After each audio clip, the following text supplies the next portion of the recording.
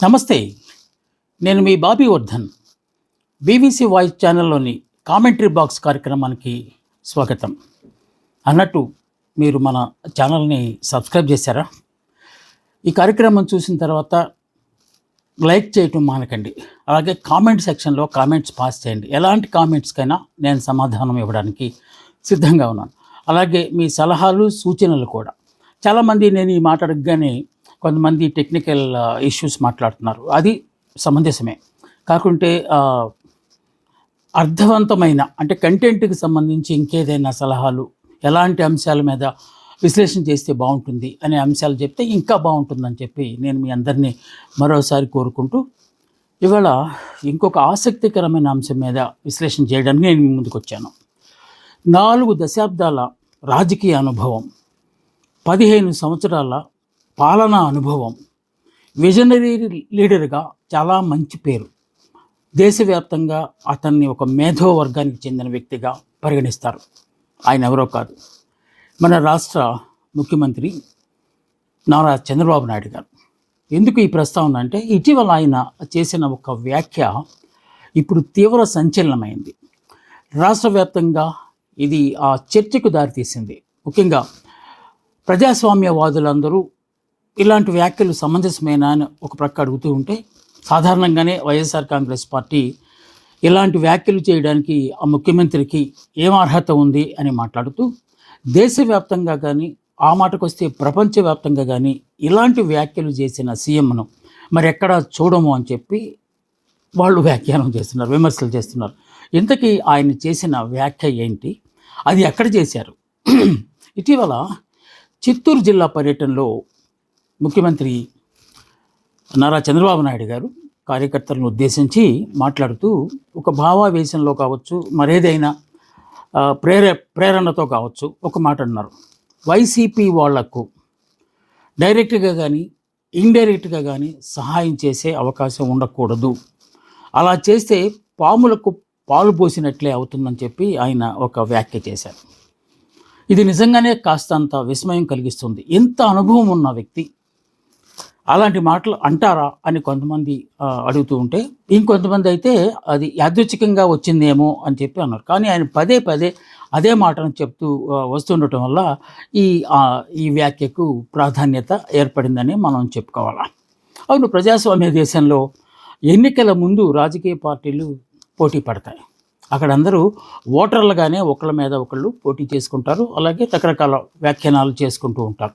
ఒకసారి ఎన్నికలు అయిపోయి ప్రభుత్వం ఏర్పాటైన తర్వాత ముఖ్యమంత్రిగాను, మంత్రులుగాను, శాసనసభ్యులుగాను ప్రమాణ స్వీకారం చేసేటప్పుడు సాక్షాత్తు గవర్నర్ సాక్షిగా వాళ్ళు ప్రమాణం చేస్తారు. అది నిజంగా ప్రజాస్వామ్య స్ఫూర్తికి నిదర్శనంగా మనం మాట్లాడుతూ ఉంటాం. వారు చేసే ప్రమాణంలో రాగద్వేషాలకు అతీతంగా, జాతి విద్వేషాలకు వ్యతిరేకంగా ప్రజలందరినీ సమానంగా చూస్తామని, ఎలాంటి పరిస్థితుల్లో పక్షపాత వైఖరిని అవలంబించమని, తమ దృష్టికి వచ్చిన అన్ని అంశాలను సానుకూలంగా పరిష్కరించడానికి ప్రయత్నిస్తామని ప్రమాణం చేస్తారు. అంటే అక్కడ రాజకీయాలకు అతీతంగా అనే మాట మనం పరోక్షంగా కూడా అర్థం చేసుకోవాల్సింది. ఈ ప్రమాణం చేసినప్పుడు ఇప్పుడు ముఖ్యమంత్రి గారు చేసిన ఈ వ్యాఖ్యకు, ఆ చేసిన ప్రమాణానికి ఏమైనా అర్థం ఉందా? అసలు ఏమైనా సంబంధం ఉందా? ఎవరొచ్చినా సరే సాయం చేస్తామని చెప్పి ప్రమాణం చేసిన మనుషులు ఇప్పుడు మన పార్టీ వాళ్ళకు మాత్రమే సహాయం చేస్తాము, వేరే పార్టీ వాళ్ళు మన దగ్గరికి వచ్చినా సరే సాయం చేయడానికి వీల్లేదు అని చెప్పడం అనేది సమంజసమేనా అనేది ఇక్కడ చర్చ మొదలైంది. ఇది నిజంగానే ఆయన అనుకున్న ఉద్దేశం కావచ్చు. కాకపోతే టీడీపీ శ్రేణులు దీన్ని ఇంకో రకంగా అన్వయించడానికి సిద్ధపడ్డారు. ఏంటంటే, ఆయన ముఖ్యమంత్రి హోదాలో మాట్లాడలేదు, పార్టీ అధ్యక్షుడిగా మాట్లాడారు అని చెప్పి చెప్తున్నారు.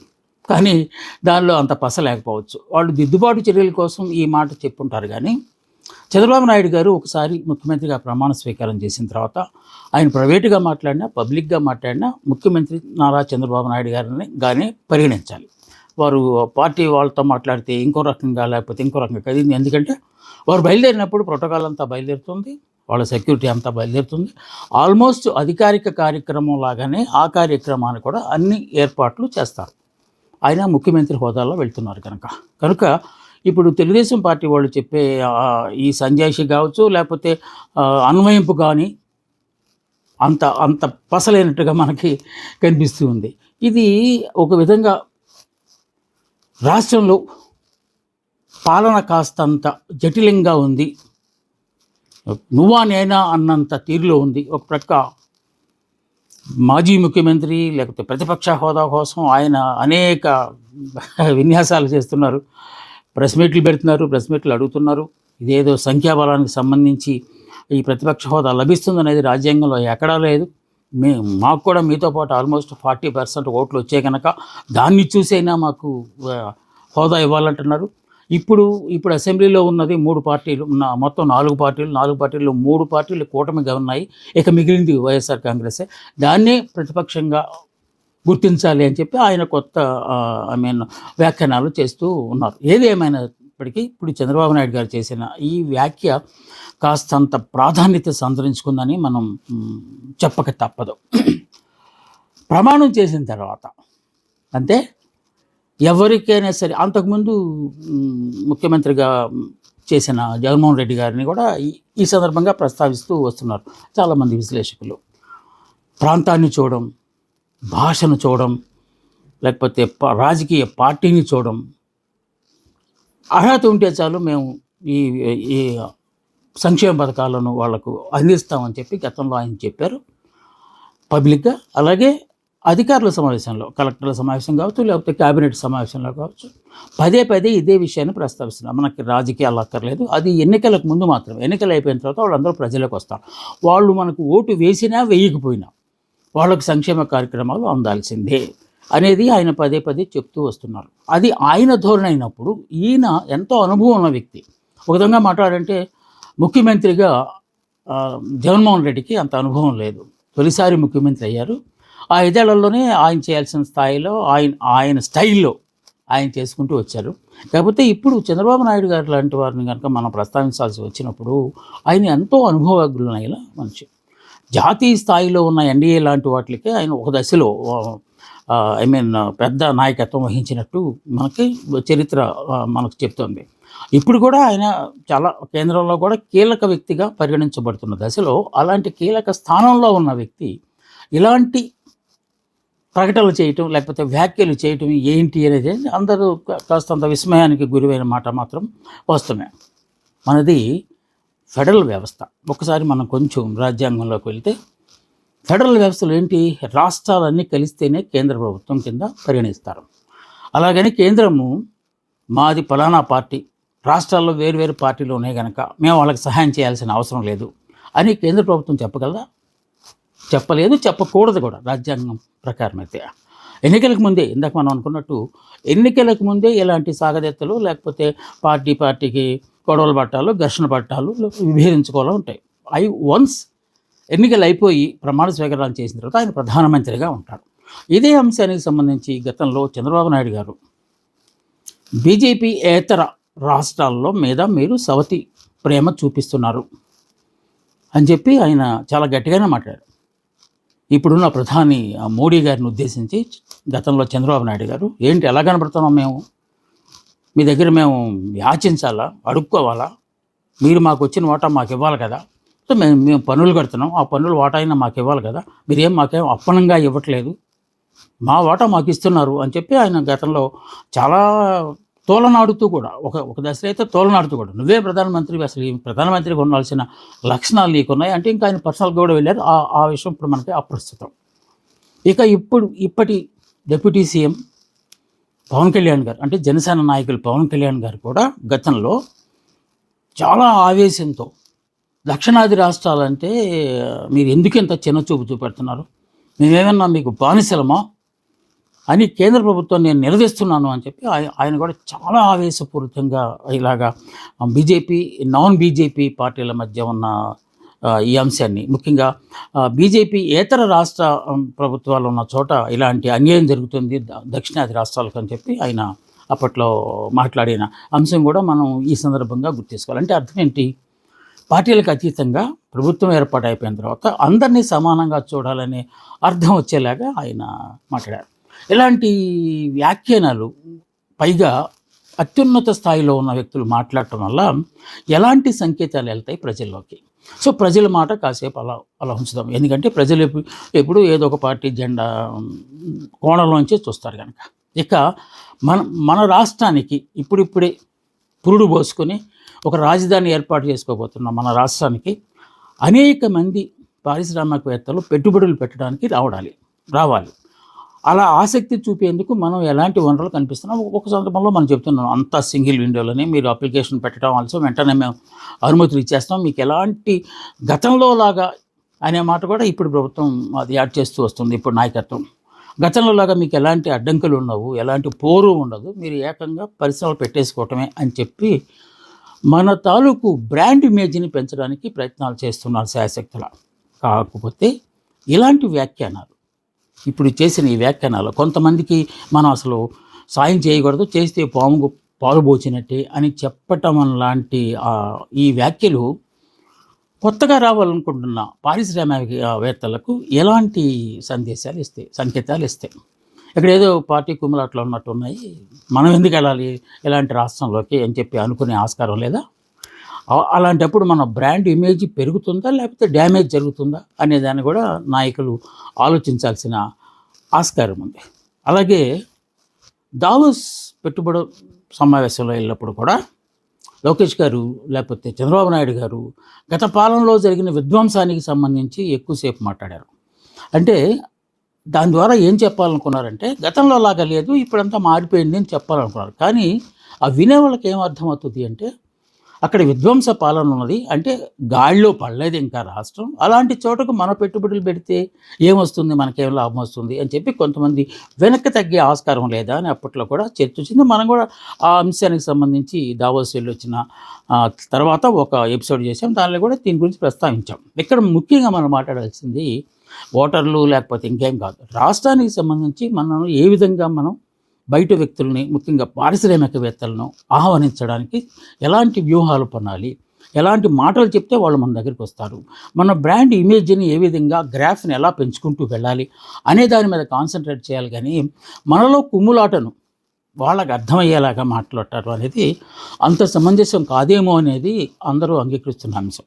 దీనికి సంబంధించి ఇంకొంచెం మనం కనుక వెనక్కి వెళ్తే గత పాలనలో ఏం జరిగినాయి అదంతా మనం చూసాం, ప్రత్యక్షంగానే చూసాం. అది మంచో చెడో జరిగిపోయింది, అందుకే మిమ్మల్ని తీసుకొచ్చారు కదా అని చాలామంది అంటున్నారు. ఒకవేళ నిజంగా గత పాలనలో 5 ఏళ్లలో విధ్వంసమే జరిగి ఉంటే ఆ విధ్వంసానికి తగిన శాస్తి ప్రజలు చెప్పారు, అందుకే మిమ్మల్ని ఆహ్వానించారు, అత్యధిక మెజారిటీతో మిమ్మల్ని ఆహ్వానించారు, కనుక మీరు చేయాల్సింది చాలా ఉంది అని చెప్పి ప్రజలు మీ చేతికి పగ్గాలు ఇస్తే మీరు ఎలా మాట్లాడటం సమంజసమేనా అని చెప్పి దీని మీద ఇంకొక సందర్భంలో మనం మాట్లాడదాం. కాకపోతే ఈ ఎన్నికలు అయిపోయిన తర్వాత 2024 ఎన్నికలు అయిపోయిన తర్వాత ఈ తెలుగుదేశం పార్టీకి సంబంధించి ముఖ్యంగా కూటమికి సంబంధించి వారి మాటల్లో కొంచెం తేడాగా మనం గమనించగలిగితే అచ్చెన్నాయుడు గారు ఇప్పుడు వ్యవసాయ శాఖ మంత్రిగా ఉన్నారు, గతంలో పార్టీ అధ్యక్షుడిగా కూడా ఆయన పనిచేశారు. ఎన్నికలు అయిపోయిన తర్వాత వారు నియోజకవర్గాన్ని పర్యటించినప్పుడు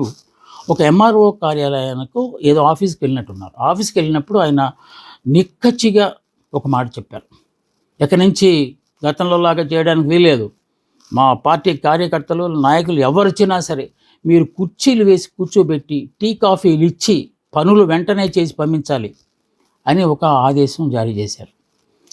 అది ఏ ప్రతిపక్ష హోదాలోనో లేకపోతే మరే సామాన్య హోదాలోనో ఆయన చెప్పుంటే ఎంత రాద్ధాంతం అయ్యేది కాదు.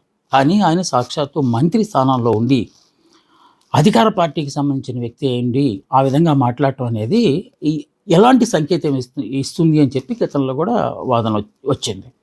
అంటే మన పార్టీ వాళ్ళకు మాత్రమే మీరు సహాయం చేయండి అని చెప్పారా, వేరే పార్టీ వాళ్ళకి మీరు సహాయం చేయాల్సిన అవసరం లేదు, కూర్చోపెట్టాల్సిన అవసరం లేదు, టీ కాఫీలు ఇవ్వాల్సిన అవసరం లేదు అని చెప్పే ప్రయత్నం చేశారా అనేదాన్ని కనుక మనం పరిశీలిస్తే ఆయన ఉద్దేశం ఏంటంటే గతంలో వైఎస్ఆర్ కాంగ్రెస్ పాలన ఉన్నప్పుడు మా పార్టీ కార్యకర్తలను ఏ మాత్రం ఖాతరు చేయలేదు అధికారులు ఎవరు, ఇప్పుడు పూర్తిగా సీన్ మారిపోయింది, మీరు తప్పనిసరిగా మా ఆధీనంలో ఉండాలి అని ఒక అస్త్రం ఉపయోగించారని అప్పట్లో కొంత వాదన అయితే జరిగింది. రాష్ట్రంలో ఇప్పుడు మళ్ళీ కొంచెం మన లోతుకు గనక వెళ్తే వైఎస్ఆర్ కాంగ్రెస్ పార్టీ వాళ్లకు డైరెక్ట్గా కానీ ఇండైరెక్ట్గా కానీ సహాయం చేయకూడదు, చేసే పరిస్థితులు రాకూడదు. అలా చేస్తే ఇక మామూలు పాములకు పావులు పొంచినట్టే, ఏదో అది ఎప్పుడైనా కాటేస్తుంది. ఇక అది మామూలుగా సామెత అది మనకి. అయితే ఇక్కడ మనం ప్రశ్నించాల్సిన అంశం ఏంటంటే, వాళ్ళు ట్యాక్సులు కట్టలేదా వైఎస్ఆర్ కాంగ్రెస్ పార్టీ వాళ్ళు? లేకపోతే ఇప్పుడు కూటమి ప్రభుత్వంలో లేని వాళ్ళు ట్యాక్సులు కట్టట్లేదా? ట్యాక్సులు ప్రతి ఒక్కళ్ళు కడతారు. జనరల్గా రాష్ట్ర ప్రభుత్వాలు పాలనలో భాగంగా అందించే పథకాలు, సంక్షేమ పథకాలు కావచ్చు, లేకపోతే అభివృద్ధి కావచ్చు, ఇదంతా దేని బేస్ చేసుకుని చేస్తారు? వచ్చే ఆదాయాన్ని బట్టి. ఆదాయంలో ఎక్కువ శాతం దేని నుంచి వస్తుంది? ట్యాక్సుల నుంచి వస్తుంది. ఆ ట్యాక్సులు ఎవరు కడతారు? ఓన్లీ పార్టీ వాళ్ళే కడతారా? పార్టీయేతరులు కట్టరా? సో అలాంటి కార్యకర్తలు ఇప్పుడు ఎవరైతే మీరు చెప్పారో వైఎస్ఆర్ కాంగ్రెస్కి సంబంధించిన కార్యకర్తలు వస్తే మీరు పనిచేయొద్దు అని చెప్పారో వాళ్ళు ట్యాక్సులు కడుతున్నారు. వాళ్ళకి పథకాలు అందుకోవాల్సిన వాళ్ళకి హక్కు ఉంది. వాళ్ళని తీసి ప్రక్కన పెట్టేసి లేకపోతే వెలేయటము ఇది అంత రాచరిక వ్యవస్థ కాదు. ఇది నియంతృత్వం అంతకంటే కాదు. రాజ్యాంగబద్ధంగా ఎవరికి ఉన్న హక్కులు వాళ్ళు నెరవేర్చుకునే ఆస్కారం ఉన్నది. మరి ఈ అభివృద్ధి ఫలాలను అందరికీ అందించాల్సిన బాధ్యత ప్రజలు ఎన్నుకున్న, ఏ ప్రజలైనా సరే ప్రజలు ఎన్నుకున్న ప్రభుత్వం మీద ఉంది అని చెప్పి నాయకులు కాస్తంత లోతుగా ఆలోచించాల్సిన ఆస్కారం. చాలా చాలా సందర్భాల్లో మాటలు తోలుతారు, కొంచెం అదే కటువుగానే మాట్లాడతారు. కానీ ఒక స్థాయిలో ఉన్న తర్వాత వారు మాట్లాడిన ప్రతి మాటకు అర్థాలు మారిపోతాయి. కనుక చాలా ఆచితూచి మాట్లాడాల్సిన ఈ అలవాటును మన రాజకీయ నాయకులు చేసుకుంటే బాగుంటుందని చెప్పి మనం తప్పనిసరిగా ఆశించాలి. ఇది మనం ఏదో ఒక పార్టీకి సంబంధించి సపోర్ట్ చేస్తూ ఇంకో పార్టీ కాదు. ఈ వ్యాఖ్య డెమోక్రసీలో ఇలాంటి వ్యాఖ్యలు చేయటం అనేది ప్రజాస్వామ్యాన్ని ప్రమాదంలో పడేసినట్టు అవుతుంది కదా అనే ఒక ఆందోళన నుంచి వచ్చినది ఈ విశ్లేషణ అని చెప్పి మీ అందరికీ నేను తెలియజేస్తూ, ఎట్టి పరిస్థితుల్లో మనకి ఎలాంటి పార్టీలతో సంబంధం లేదు. మనకి ఏ జెండాతో, నేను ఎప్పుడు చెప్పే మాట మళ్ళీ చెప్తున్నా, ఏ జెండాతో మనకి ఆ సంబంధాలు లేవు. మనది ఒకే ఒక అజెండా, అది ప్రజల అజెండా. ప్రజల సమస్యల మీద మనం మాట్లాడటానికి ముందుకు వస్తుంది తప్ప ఎవరు ప్రలోభాలకు లొంగిపోయి లేకపోతే ఎవరు బెదిరింపులకు లొంగిపోయి క్వశ్చన్ లేదు. అసలు జోలికి వెళ్ళే ప్రసక్తే లేదు. మనం ఇది ఒక కీలకమైన అంశం కనుక ఆ స్థాయిలో ఉన్న వ్యక్తి ఇలాగా విడదీసి మాట్లాడటం అనేది ఎంతవరకు సమంజసం? దీన్నే మనం ఇంకో మాటలో చెప్పాలంటే పొలిటికల్ అపార్థైడ్ అంటాం. అది చాలా పెద్ద మాట, కానీ అలాగే జరుగుతుంది. వివక్ష, రాజకీయ వివక్ష. ఇది అలాంటిది జరగకూడదు అని ఆశించే వాళ్ళలో మనం కూడా. ఎందుకంటే ప్రజాస్వామ్యవాదులు, ప్రగతి కాముకులందరూ ఇలాంటి వాటిని మనం కోరుకుంటూ ఉంటారు. ఏదో వామపక్షాలు అయితే ఇంకో రకంగా, లేకపోతే సర్కారీ పార్టీ అయితే ఇంకో రకంగా అని అక్కడ అర్థం.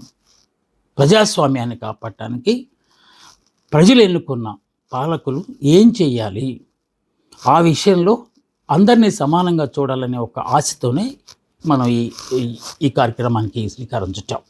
అది మీరు కూడా దీంతో ఏకీభవిస్తారని చెప్పి ఆశిస్తూ, మళ్ళా ఇంకొక ముఖ్యమైన అంశం మీద మాట్లాడటానికి నేను మీ ముందుకు వస్తాను.